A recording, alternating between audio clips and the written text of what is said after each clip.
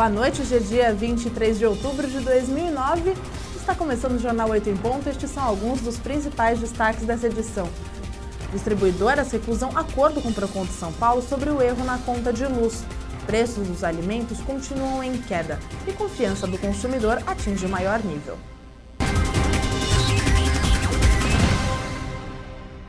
O presidente do Senado, José Sarney, do PMDB, garantiu hoje que as sugestões feitas pela Fundação Getúlio Vargas para a reforma administrativa da Casa serão apresentadas na próxima quinta-feira.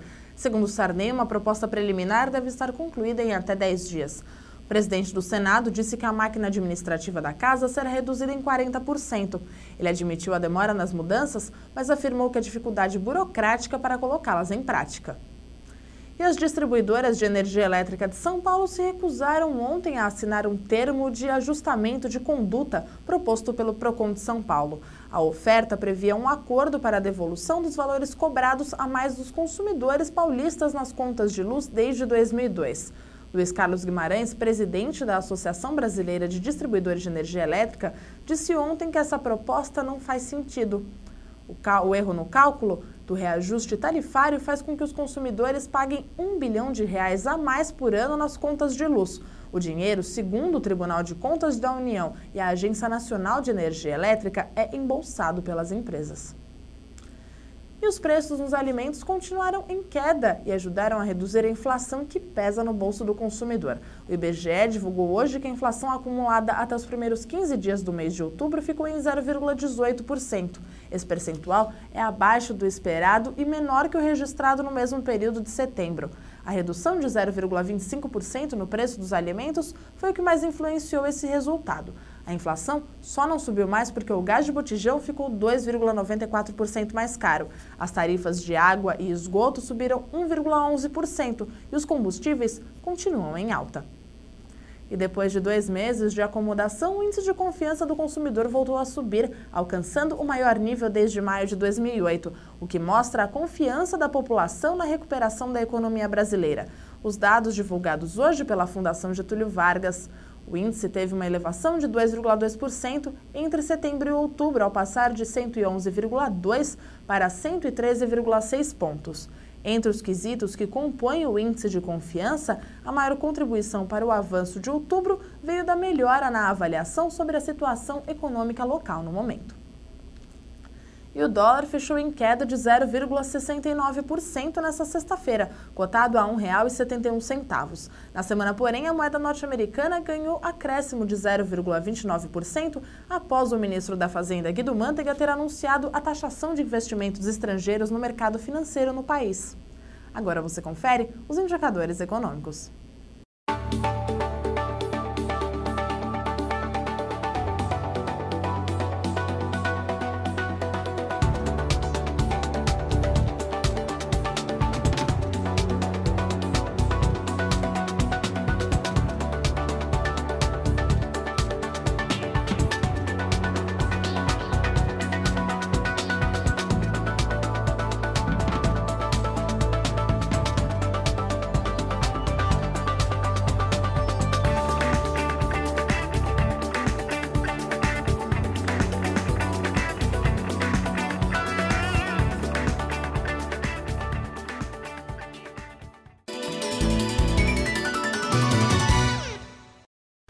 A comissão do presidente deposto de Honduras, Manuel Zelaya, encerrou nesta sexta-feira o diálogo com o presidente interino do país. De acordo com o coordenador da comissão negociadora, Victor Meza, o prazo estabelecido por Zelaya já terminou e em 22 dias de conversa não houve uma conclusão satisfatória.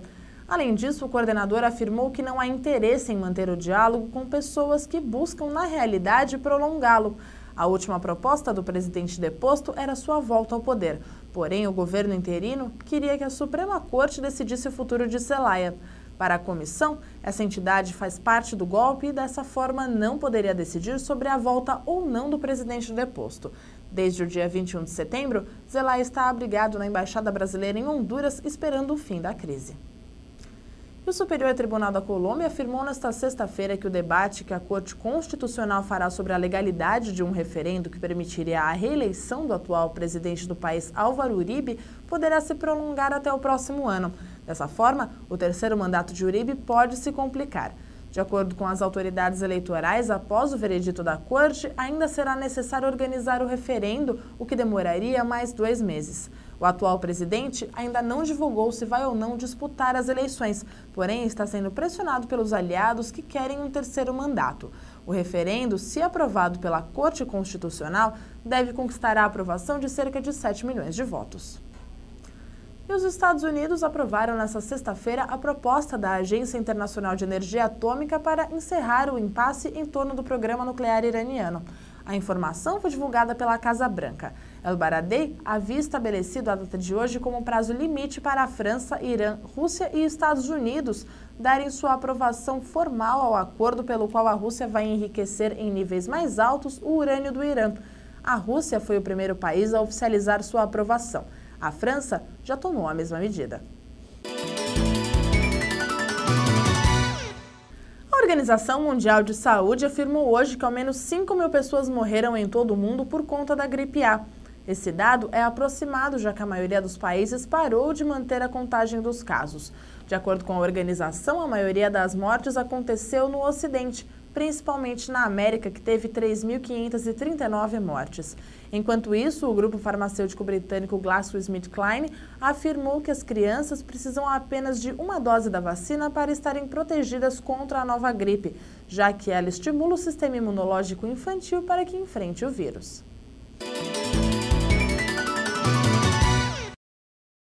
A nova pista central da Marginal Tietê deve ter todos os seus trechos entregues até o dia 27 de março de 2010. Hoje foram inaugurados os 2 primeiros trechos da ampliação da via, ambos no sentido Castelo Branco. Além da nova pista, a Dersa fará o plantio de 83.000 árvores no entorno das obras. Segundo Alexandre Moraes, secretário de Transportes, haverá um ganho de até 35% na velocidade da Marginal com a conclusão das obras.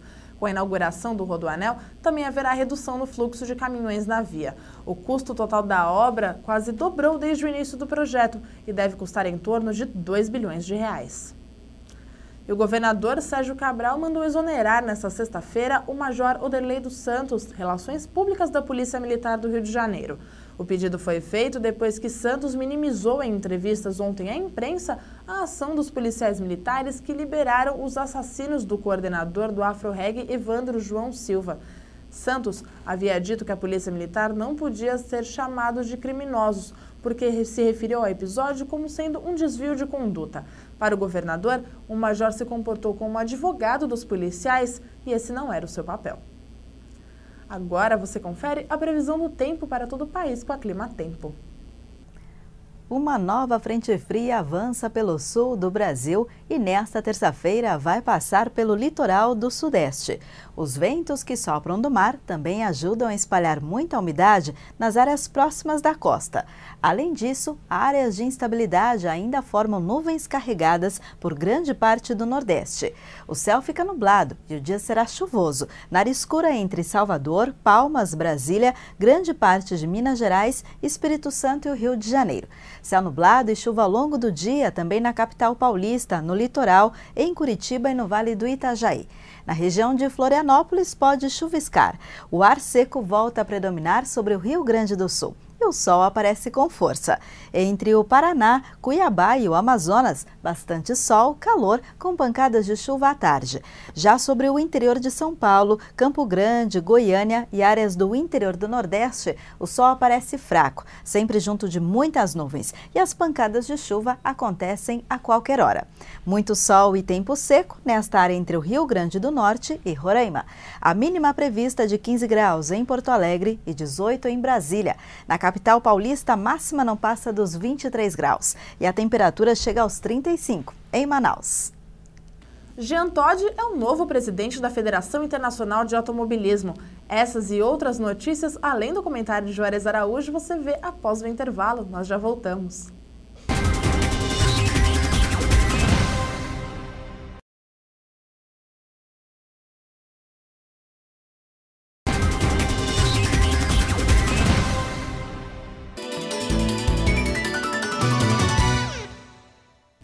O novo filme roteirizado por Diablo Cody, escritora vencedora do Oscar por Juno, estreia hoje nos cinemas do país.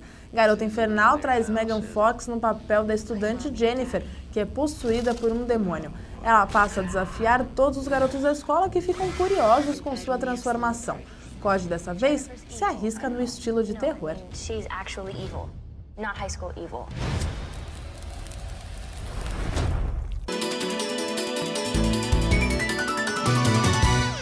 O francês Jean Todt, que já foi diretor da Peugeot e da escuderia Ferrari na Fórmula 1, foi eleito hoje como o novo presidente da Federação Internacional de Automobilismo para assumir o posto ocupado pelo britânico Max Mosley. Todt superou na votação o finlandês Ari Vatanen, ex-piloto de rally, por 135 a 35 votos. Mosley, presidente da FIA desde 93, contribuiu durante os 4 mandatos para melhorar a segurança do esporte automobilístico, mas desde 2008 estava em posição frágil por um escândalo relacionado à sua vida pessoal. E o presidente da Federação Sul-Africana de Futebol anunciou nesta sexta-feira que Carlos Alberto Parreira é o novo técnico da África do Sul. O brasileiro assume a vaga deixada por Joel Santana, demitido do cargo no início da semana. Essa será a segunda vez que Parreira vai dirigir a África do Sul. Na primeira vez, entre janeiro de 2007 e abril de 2008, foram 21 partidas, com 9 vitórias, 6 empates e 6 derrotas. Parreira pediu demissão na época por questões particulares e foi justamente quem indicou Joel para assumir a seleção. E Juarez Araújo traz agora os principais destaques do esporte. Olha, começar falando da Série B, Campeonato Brasileiro da Série B. 3 importantes jogos nesse final de semana. Nesta sexta-feira, a Portuguesa, que está aí na boca para entrar no G4, tem 51 pontos, joga contra o América, lá em Natal.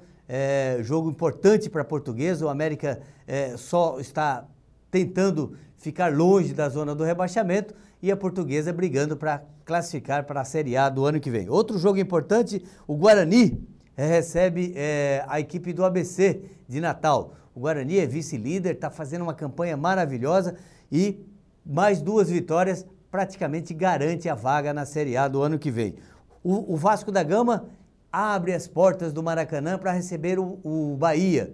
Jogo nesse sábado, importantíssimo para o Vasco da Gama. Venceu, está de volta à Série A do ano que vem e daí para frente só vai brigar pelo título. Não vale absolutamente nada, mas é um título mesmo que seja da Série B. Pelo Campeonato Brasileiro, os principais jogos, começamos nesse sábado com o Atlético Mineiro jogando contra o Vitória da Bahia no estádio do Mineirão. O Atlético, que está a 4 pontos do Palmeiras na classificação, se vencer, fica apenas um ponto atrás, já que o Palmeiras não vai jogar nesse final de semana. A rodada ainda no sábado terá o Náutico pegando o Barueri lá em Recife. No domingo, clássicos. O Santos recebe o São Paulo às 16 horas na Vila Belmiro. O São Paulo ainda brigando pelo título. O Santos apenas para ficar ali na intermediária. Nem cai, nem vai para cima. O Goiás pega o Fluminense tentando fugir do rebaixamento. E no Sul, o clássico Grenal, Internacional e Grêmio no estádio do Beira-Rio. E o Internacional ainda brigando pelo título da temporada. Avaí e Sport e o Corinthians recebe o Cruzeiro às 18h30 no estádio do Pacaembu. São os principais jogos do Campeonato Brasileiro, 32ª rodada. Janaí, agora chegou a hora da onça realmente beber água. Obrigada, Juarez. Essa edição do Jornal 8 em Ponto fica por aqui. Muito obrigado pela sua audiência, uma boa noite e um ótimo final de semana.